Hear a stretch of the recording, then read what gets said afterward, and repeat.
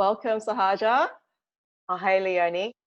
Welcome to my podcast channel. I am running this. This is my my fifth session so far on the podcast show. So it's really exciting to have you today.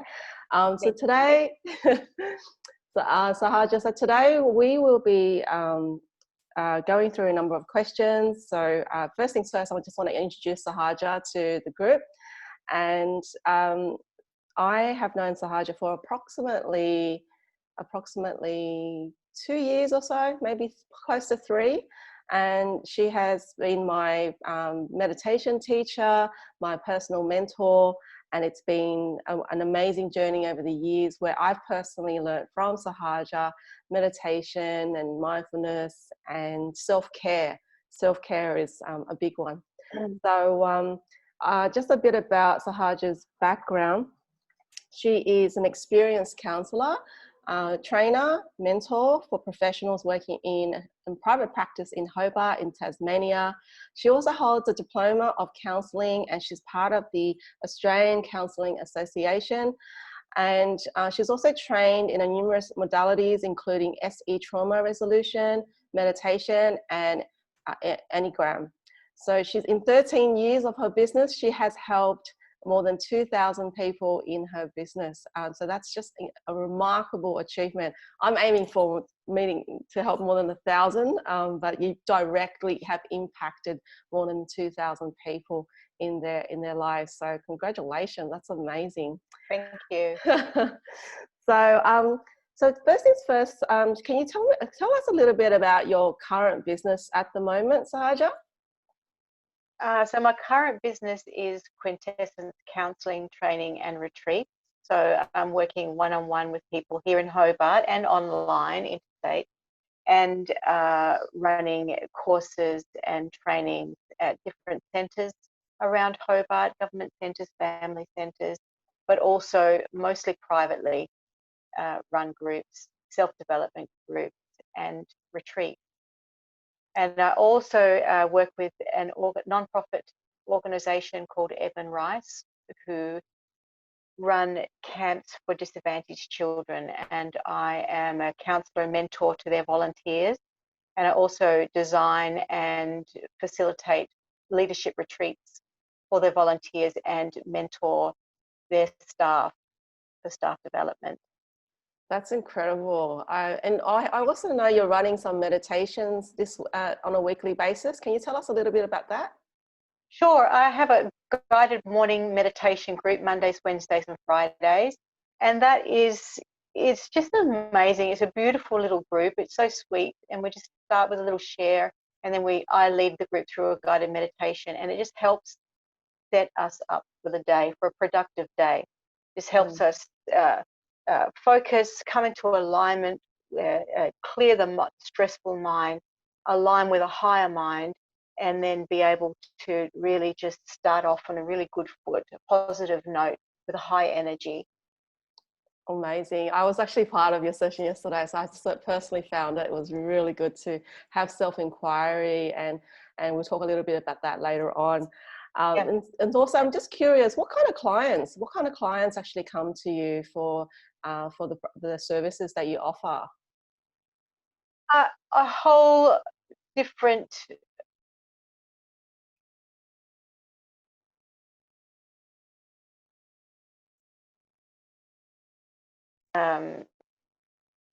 students, nurses, therapists, business owners, just regular people, spiritual people, a whole different bag of people. I can't really define any one particular person or type of person.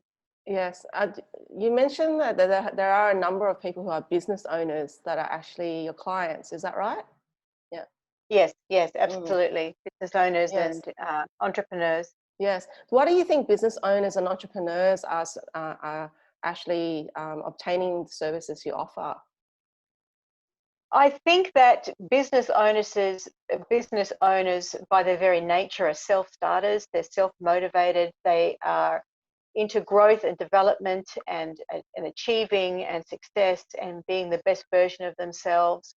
And so there are also people that really value growing fast.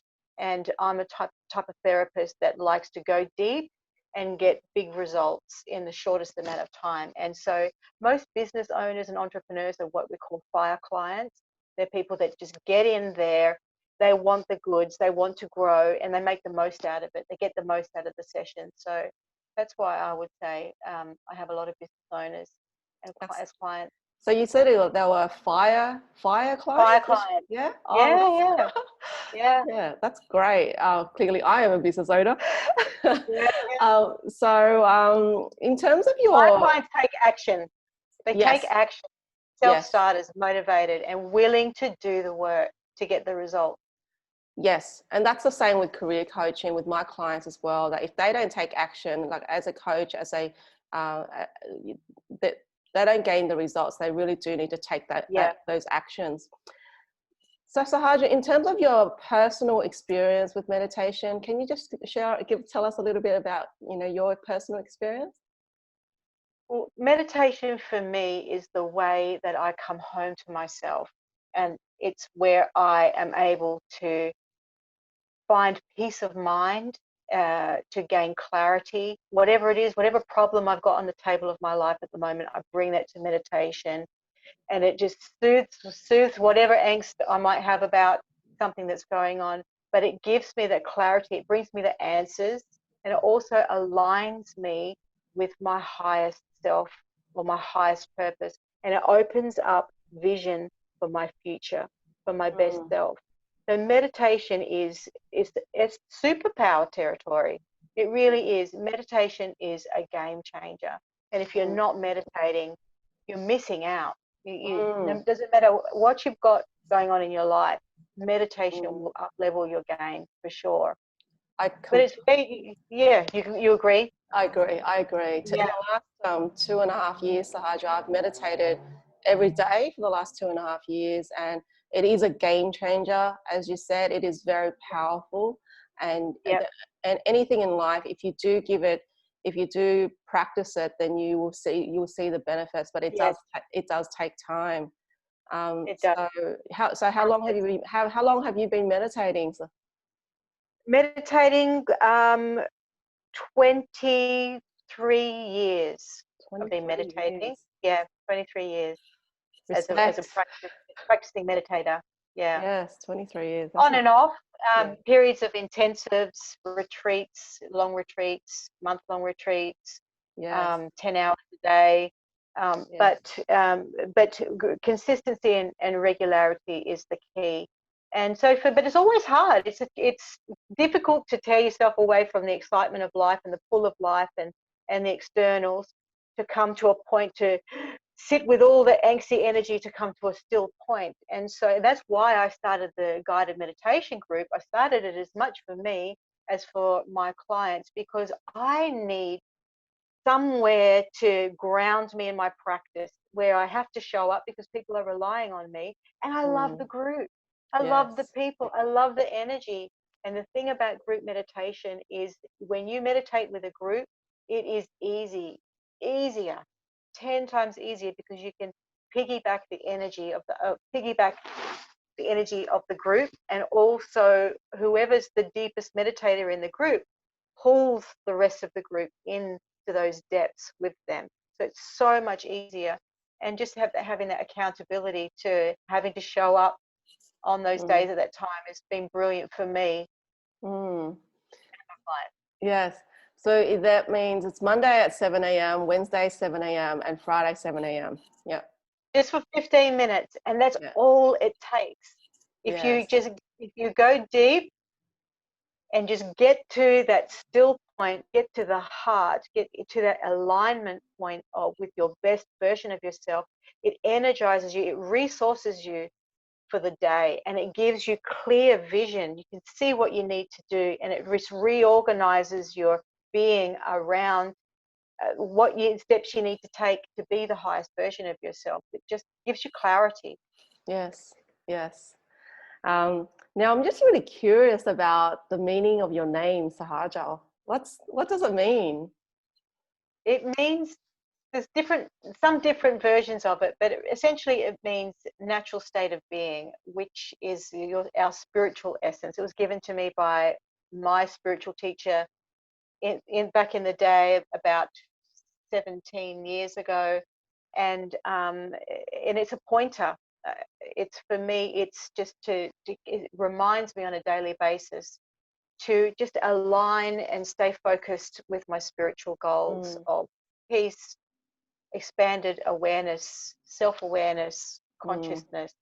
Yes, Yeah. and I really think that self-awareness now is such a important aspect of of people's lives and careers, and so meditation enables us to increase our self-awareness as well. It does. Yes. Yeah. It's the So number one place for that. yes, it is. Moving on to the next question. I've personally learned so much about self-care from you. How would you define what is self-care and why is it important? Self-care is looking after yourself. It's really nurturing yourself so that you can be the best version of you for you and for others around you. So it's taking care of your body, eating well, sleeping right, exercising.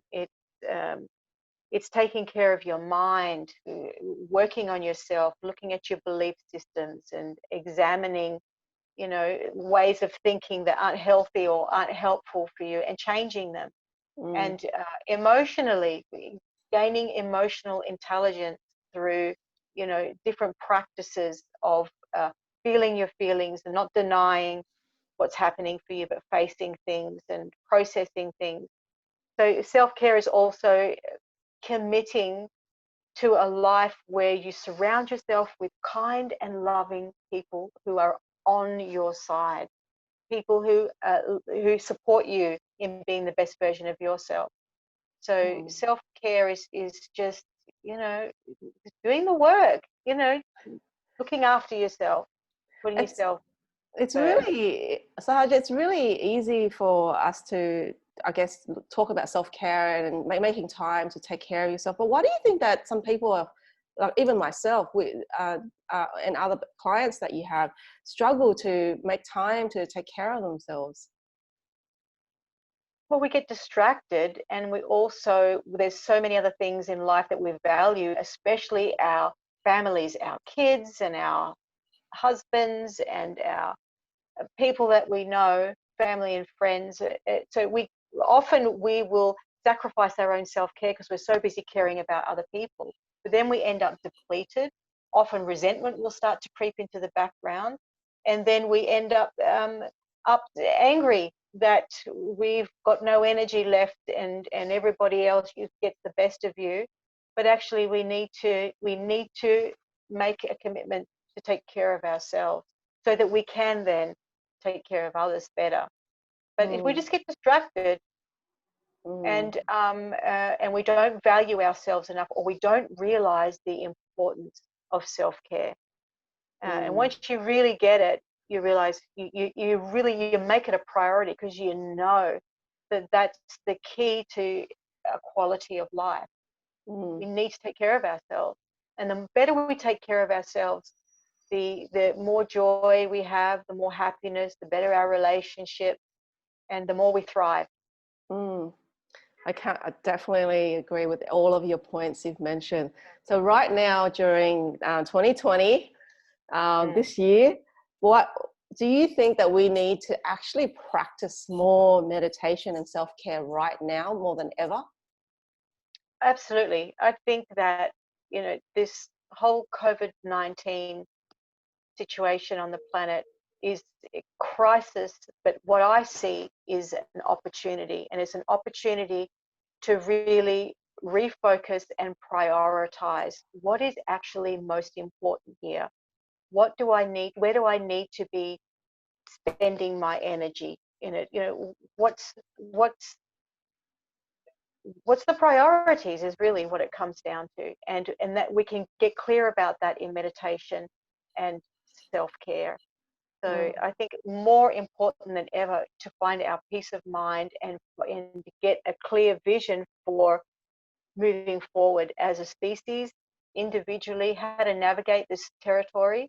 We can find those answers in meditation by going within, and by really dropping into deeper layers of ourselves, wiser parts of ourselves, connecting with our inner guide or our inner wisdom, or connecting with our hearts, our soul. It really is, it's so important to pull our attention away from the negativity and the fear, and to come find that peaceful place inside of ourselves where we can actually access guidance that is specifically for us, suited for us. I think many meditators out there that I'm friends with are seeing this as always an opportunity to practice more meditation and self-care. And that this year, particularly for 2020, it certainly has made me realize how important meditation is, and to practice more. So I definitely agree with you around it is a great opportunity for us to go within and ask ourselves these questions about what are the most important things in life. So I wanted to also quickly mention that being part of the group yesterday morning, that the self-inquiry that you actually asked was, what is a challenge for you today? So part of the meditation, you started off with that, and I thought it was a profound question to ask first thing in the morning at 7 a.m. What is the challenge that you are facing today? And as a result of answering this question and actually sharing it with the group, and to see that everybody else has all these different challenges as well, I invited myself to answer my question. So what can I do to be able to make this challenge less of a challenge for me? So I personally quickly wrote down the top 5 things I want to achieve today. And by just doing that simple action, it made my day very happy and very productive. So thank you for the session yesterday. Yeah, you're welcome. There was another lady who her challenge for the day was to clean up that spare room that's been there forever. And she messaged me later on and she said, I'm busy, I'm in there, I'm cleaning up the room. And it's been she moved 18 months ago. Yes. So because she named it in the group, and because she had the support, and the energy is energized, our goals are energized when we name them, and we're witness in saying that, we follow through, because it's stepping up. The groups are wonderful for that type of thing, to help get you motivated and get you going, hold you accountable, and you feel happy to accomplish something, as opposed to it being a drag, because you got that group support, and people are happy for you when you follow through and you achieve something. Yes, you're right. The energy in the group. That's right. Now that you've talked about it, I'm like, yes, I know who you're talking about in regards to that individual. So yes, so she had a very productive day. So we both had a very productive day. It's like incredible. So moving on to the next question, Sahaja, in terms of practicing being compassionate towards people, can you give a recent example? Of being compassionate. Yes, well, we had some workmen here on our property recently, and I was outside and I was just chatting to one of them. I'm really curious about people from all walks of life, and just asking him, have you got kids, and you're married, and what are your hobbies, and what do you like to do? And as we got talking, he started to open up, and he actually had a lot going on. It was pretty much in an emotional crisis in his life. And for me, the state of compassion is one of my favorite states to be in, because my heart is open, I'm connected, I'm able to love and give of myself and support somebody else. And just by listening to him non-judgmentally and caring, I really cared about him. I cared about his pain, and I cared about the struggles that he was facing. So it was just an opportunity to be there and just listen and just be there for him in that moment. So he didn't feel alone, and he had a space where he could just kind of release some of that pain that had been kind of bottling up inside of him. So it was beautiful for me to be able to that he shared that with me, and that we were able to just have that moment of connection. Yes, thank you so much for sharing. The reason why I asked this question is I think we do need to have more compassion towards people these days, and that we can have compassion in our personal life, in our professional life, and it goes a very long way, because compassion is around having these conversations where it's a heart-to-heart conversation and you're helping someone. And as a result, you said, it made you so happy that you were able to help him. So it's really interesting how we can cultivate compassion in our personal and professional lives at any point in time. We just need to open up our mind, our hearts to really truly listen to people. So thank you.